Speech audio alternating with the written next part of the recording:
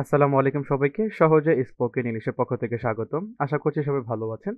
এবং আজকে আমরা দেখব স্পোকেন রুলের পার্ট 21 এবং এই পার্টে আমরা স্পোকেন রুল 201 থেকে যতগুলো আছে শেষ পর্যন্ত দেখার চেষ্টা করব। এবং আপাতত আমাদের spoken রুলের class of.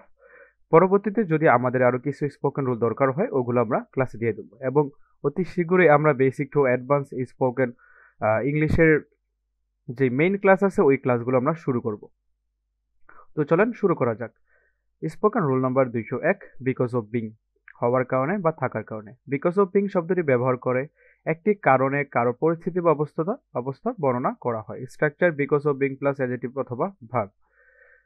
Example, because of being late I miss the meeting, দেরি হওয়ার কারণে আমি মিটিংটি মিস করেছি। Because of being unprepared he couldn't answer the question, প্রস্তুত না থাকার কারণে সে প্রশ্নের উত্তর দিতে পারেনি। Because of being tired she decided to rest, ক্লান্ত থাকার কারণে সে বিশ্রাম নেওয়ার সিদ্ধান্ত নিল। Because of being absent he couldn't participate in the event, অনুপস্থিত থাকার কারণে সে ইভেন্টে অংশ নিতে পারেনি। Because of being sick he couldn't attend the party, অসুস্থ থাকার কারণে সে পার্টিতে যোগ দিতে পারেনি। Because of being busy we couldn't go for a walk, ব্যস্ত থাকার কারণে আমরা হাঁটতে যেতে পারিনি। Because of being nervous she forgot her line, nervous থাকার কারণে সে তার লাইন ভুলে গিয়েছিল। Because of being careless he made a lot of mistakes, অসাবধানতার কারণে সে অনেক ভুল করেছে। Because of being indecisive they took a long time to make a decision, দ্বিধাগ্রস্ত থাকার কারণে তারা সিদ্ধান্ত নিতে অনেক সময় নিয়েছে। Because of being late we couldn't catch the train, দেরি হওয়ার কারণে আমরা ট্রেনটি ধরতে পারিনি। এখন দেখবো spoken rule number 202। I have decided to এর বাংলা অর্থ হচ্ছে সিদ্ধান্ত নিয়েছি। আই হ্যাভ ডিসাইডেড টু ব্যবহার করে কোনো কাজ করার সিদ্ধান্ত নেওয়ার কথা বলা হয়।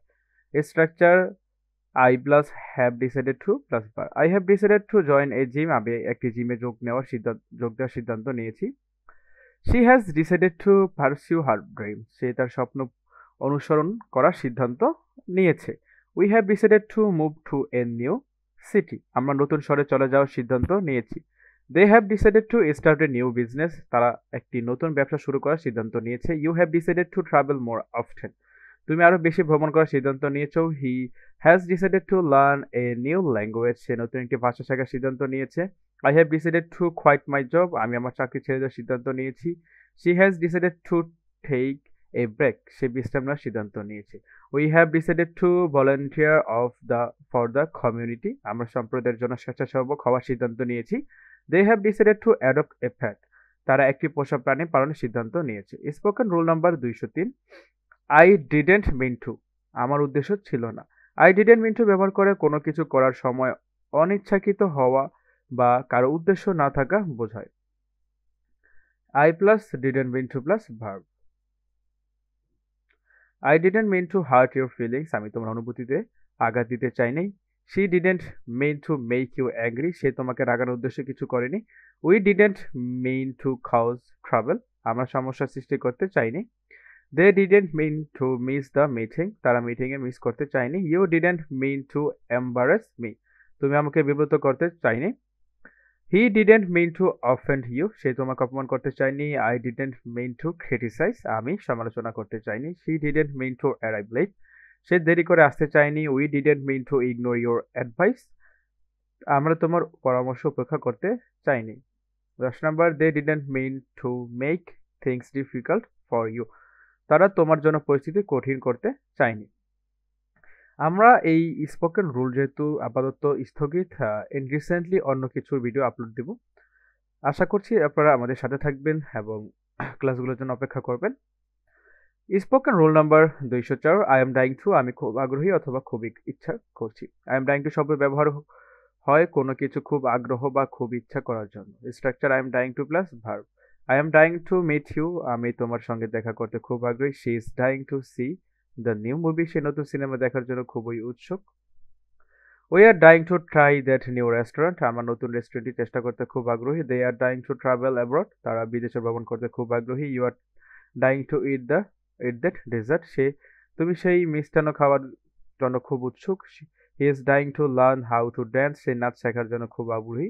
I am dying to see the concert, আমি কনসার্ট দেখতে খুব আগ্রহী। She is dying to try that new gadget, সে নতুন গ্যাজেটটি ব্যবহার করতে খুবই উৎসুক। We are dying to hear your news, আমরা তোমার খবর শুনতে খুব আগ্রহী। They are dying to go on a vacation, তারা ছুটিতে যেতে খুব আগ্রহী।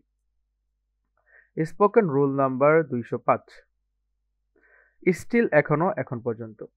স্টিল শব্দটি ব্যবহার হয় কোনো কিছু অব্যাহতভাবে বা গতিপথের পরিবর্তন না হওয়া বা একটি সময়ের পরে অবস্থা বা পরিস্থিতি অব্যাহত থাকার বর্ণনা দিতে। Example, I am still waiting for you reply, আমি এখনো তোমার উত্তর অপেক্ষায় আছি। She is still at working, সে এখনো কাজ করছে। উই আর স্টিল ফ্রেন্ড, আমরা এখনো বন্ধু আছি।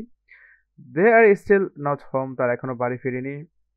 You you are still my favourite, তুমি এখন আমার প্রিয়। হি ইজ স্টিল আনডিসাইডেড, সে এখনো সিদ্ধান্তহীন। I am still learning English, আমি এখন ইংরেজি শিখছি। She is still looking for a job, সে এখন একে চাকরির জন্য খুঁজছে।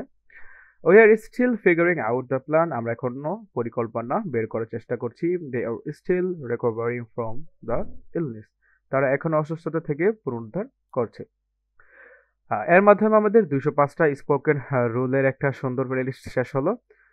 আশা করছি আপনারা আমাদের নতুন যেই প্লেলিস্ট শুরু হবে তা অনেক উপভোগ করবেন এবং ওগুলো অনেক ইন্টারেস্টিং হতে যাচ্ছে। আর বেসিক টু অ্যাডভান্স স্পোকেন ইংলিশের প্রথম ক্লাসটা অতি শীঘ্রই আমরা আমাদের সহজে স্পোকেন ইংলিশ ইউটিউব চ্যানেলে আপলোড করব এবং বিভিন্ন গ্রামারিক্যাল টপিকগুলো আমরা অনেক সহজে এই ইউটিউব চ্যানেলে আপলোড করার চেষ্টা করব। তাই আপনাদের কাছে রিকোয়েস্ট, সাবস্ক্রাইব করে আমাদের পাশে থাকবেন।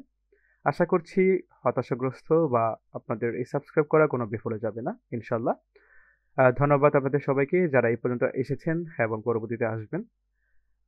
আসসালামু আলাইকুম, শুভকামনা রইল।